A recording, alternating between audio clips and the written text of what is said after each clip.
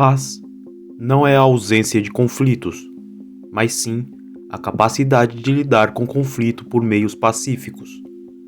Em agosto, a Argélia rompeu relações com o Marrocos, acusando o país de várias ofensas, algumas plausíveis e outras histéricas. Mas este é apenas o último episódio de um dos conflitos mais autodestrutivos do mundo. 6 décadas atrás, Argélia e Marrocos pareciam preparadas para virar a página na era da independência africana.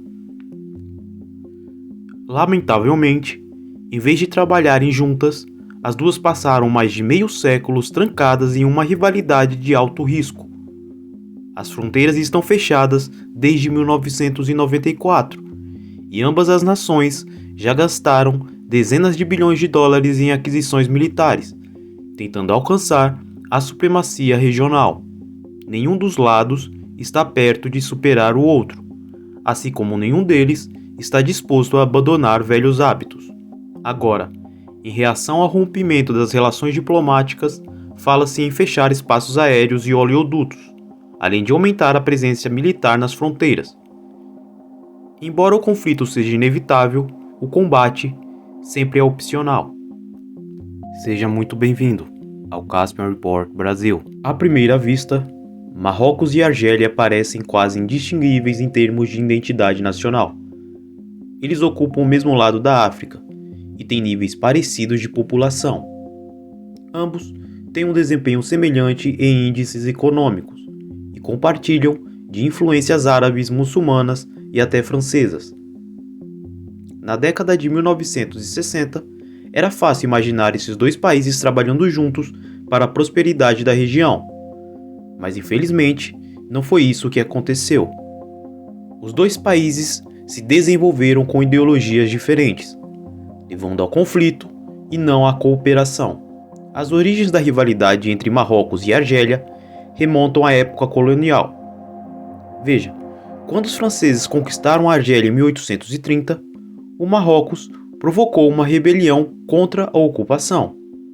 Uma década depois, a França respondeu esmagando o exército marroquino e, em seguida, anexando partes dos territórios marroquinos perto da fronteira com a Argélia.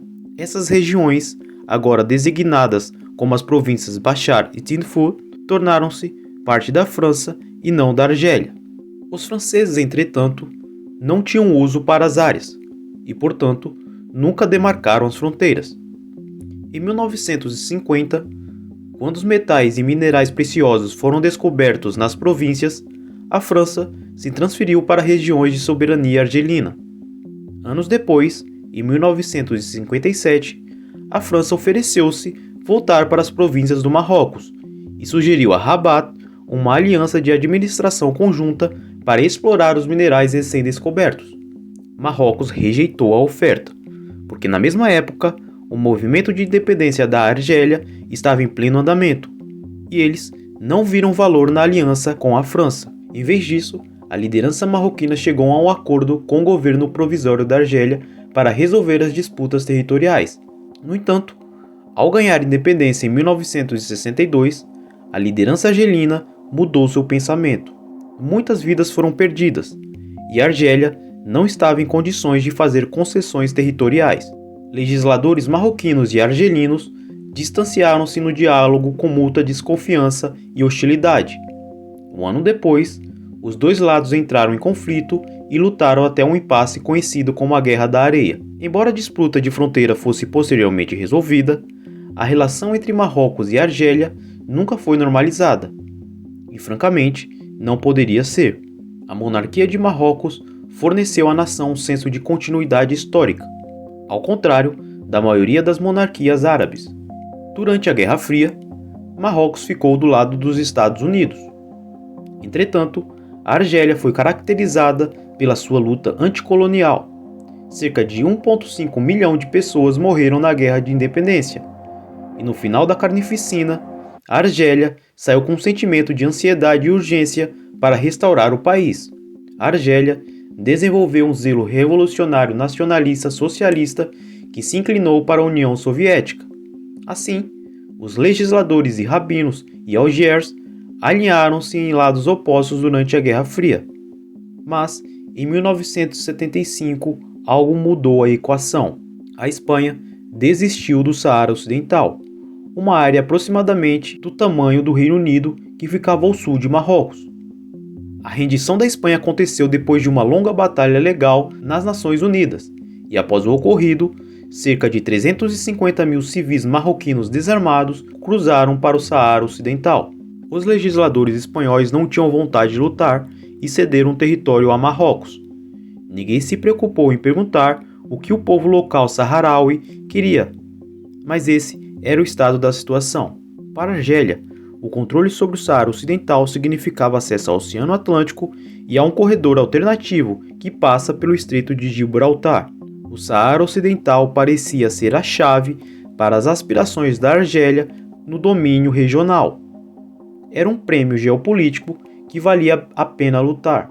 Então, imediatamente após a anexação do Marrocos ao Saara Ocidental, a Argélia ficou do lado das milícias saharauis, o que levou a uma insuportável guerra por procuração. Os grupos de procuração saharauis, liderados pela Frente Polisário, operado do território argelino, lançava periodicamente ataques a Marrocos. Depois de quase 2 décadas de luta, Marrocos passou a controlar cerca de 85% do Saara Ocidental, e em 1991, um cessar-fogo encerrou as hostilidades e uma paz inquietante manteve-se desde então. Porém, a disputa contaminou todas as relações entre Marrocos e Argélia. Ao mesmo tempo, no início da década de 1990, a Argélia entrou em uma horrível guerra civil contra grupos islâmicos. Algés acusou Rabat de apoiar milícias rebeldes, e a fronteira foi fechada em retaliação. Embora muitas tentativas de normalização tenham sido feitas desde que a fronteira foi fechada em 1994, 2 das economias mais dinâmicas da África separam-se uma da outra, custando quantias imensuráveis de dinheiro para o crescimento econômico. Ainda pior, a hostilidade mútua mergulhou Marrocos e Argélia em uma corrida armamentista caríssima. Marrocos opera um dos mais sofisticados exércitos na África. Seu arsenal inclui jatos F-16, tanques de guerra Abrams M1, obuseiros automotores, sistemas de mísseis de médio alcance e satélites de observação. Entre 2005 e 2015, Marrocos gastou cerca de 48 bilhões de dólares em suas forças armadas, ou seja, uma fortuna para os padrões regionais. E como se isso não bastasse, em 2020, Marrocos anunciou um plano de 5 anos no valor de 20 bilhões de dólares para atingir o nível regional de supremacia militar. A Argélia, com a sua vasta riqueza em hidrocarbonetos, enfrentou a corrida armamentista de frente. Entre 2005 e 2015, ela gastou 58 bilhões de dólares em defesa, 10 bilhões a mais do que Marrocos. Na busca da superioridade militar, a Argélia adquiriu submarinos classe Kilo, fragatas e novos jatos Su-34 e Su-35. O hardware militar que Marrocos e Argélia adquiriram excede o que eles precisam para proteger seus respectivos territórios. O objetivo é unicamente superar o outro. Da mesma forma, cada recurso gasto na compra de armas de destruição é dinheiro não gasto na construção de estradas, ferrovias, escolas e hospitais. Cada parte do país se torna uma zona de conflito, tornando-se hostil para parques industriais e áreas agrícolas. Ao que tudo indica, pode-se argumentar que a corrida armamentista entre Argélia e Marrocos não é apenas custosa, mas também autodestrutiva. Nos últimos anos, a turbulência na Líbia, os jihadistas no Sahel e a queda do preço do petróleo pesaram fortemente nos recursos de Marrocos e Argélia. Apenas os gastos militares continuam a crescer, aumentando as tensões em ambos os países. Em Rabat, as lideranças tomaram medidas para melhorar as relações com Israel, e em troca, os Estados Unidos reconheceram a soberania marroquina sobre o Saara Ocidental. Enquanto isso, em Algés, a velha oligarquia que dirige o país tem lutado com um movimento de protestos desde o início de 2019. O presidente Abdulaziz Bouteflika e reinou por mais de 20 anos, renunciou ao cargo. Mas as eleições seguintes tiveram cada vez menos participação popular, e muitos argelinos sentem que seu governo continua corrupto e indiferente. Anos de austeridade orçamentária reduziram os serviços públicos na Argélia, o que levou aos protestos atuais e ao advento do movimento separatista Kabylia. A região de Kabylia, no noroeste da Argélia, existiu como entidade independente ou autônoma em muitos momentos da história. O movimento Kabylia diminuiu e fluiu ao longo dos anos. Houve momentos de escaramuças violentas e houve momentos de reconciliação pacífica. Agora, parece que o governo argelino e elementos do movimento Kabylia são dirigidos de uma forma mais violenta. No início de agosto, dezenas de milhares de hectares de florestas foram devastadas, quando uma onda de calor escaldante desencadeou incêndios florestais no norte da Argélia. Diziam os críticos que o governo argelino não se preparou para as chamas, mas Algiers afirma que a maioria dos incêndios foi artificialmente criada e acusou as organizações baseadas em Kabylia. Vários grupos em Kabylia foram designados como terroristas, mas a situação poderia ser ainda pior do que a história oficial. Bom, é só especulação a partir desse ponto, mas o fato de que mais de 30 soldados argelinos morreram apagando incêndios florestais pode indicar que lutas entre separatistas e as tropas argelinas já aconteceram. De qualquer forma, em meados de agosto, a Argélia acusou Marrocos de ser cúmplice dos incêndios florestais, auxiliando fisicamente os separatistas. Marrocos falou muito sobre Kabylia, tanto no passado quanto recentemente, mas se o apoio marroquino foi além, ainda não sabemos. É possível que Marrocos veja o apoio a Kabylia como uma retaliação justa pela intervenção argelina no Saara Ocidental. Dessa forma, a Argélia decidiu cortar relações diplomáticas com Marrocos sob o que chamou de ações hostis. Agora, em geral, meio século atrás, o conflito feriu profundamente Argélia e Marrocos.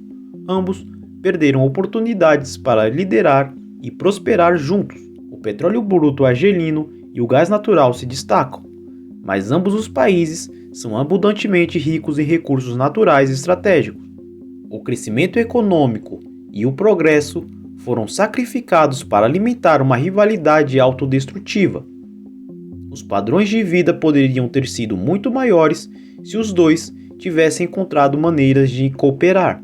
Com base em dados do Fundo Monetário Internacional, Marrocos e Argélia estão entre os países mais pobres do mundo, classificados respectivamente nas posições 125 e 109. A Argélia apresenta melhor desempenho na maioria das métricas, mas apenas ligeiramente. A rivalidade entre Marrocos e Argélia já dura tanto tempo que desentendimentos tornaram-se permanentes fontes de propaganda política. Recusando-se a normalizar as relações, contratos comerciais muitas vezes são terceirizados para potências distantes, incluindo Estados Unidos, Arábia Saudita, Irã, França, etc. A vida econômica local é retida, pois quase toda a infraestrutura física dos dois países está voltada para as exportações no litoral. Grande parte da África faz muito pouco comércio interno, e Argélia e o Marrocos são talvez os países mais capazes de quebrar esse padrão. Isso era tão verdadeiro há 60 anos atrás quanto é hoje, mas nunca aconteceu. Quase todos os aspectos da cooperação falharam, e o pouco que resta de colaboração corre o risco de ser encerrado. Agora, os legisladores argelinos estão considerando fechar o espaço aéreo com Marrocos e fechar um oleoduto argelino que atravessa o território marroquino. Enquanto isso, o número de tropas e veículos na fronteira compartilhada deve aumentar. Agora, nenhuma dessas medidas vai prejudicar seriamente o equilíbrio do poder existente, mas eles servem como um lembrete que a rivalidade entre Marrocos e Argélia é uma ferida bem antiga. A lista de queixas é longa e inclui demarcação colonial, reivindicações irredentistas, ideologia política e uma corrida armamentista por influência regional. Embora ambos os países tenham feito tentativas para se afastar do passado, algumas velhas feridas nunca cicatrizam de verdade e sangram novamente a menor palavra. E esse foi o Casper Report Brasil. Se você, assim como eu, aprecia o conhecimento, dê like, comente e compartilhe para que mais pessoas tenham acesso a esse vídeo. Um forte abraço e câmbio. Desligo.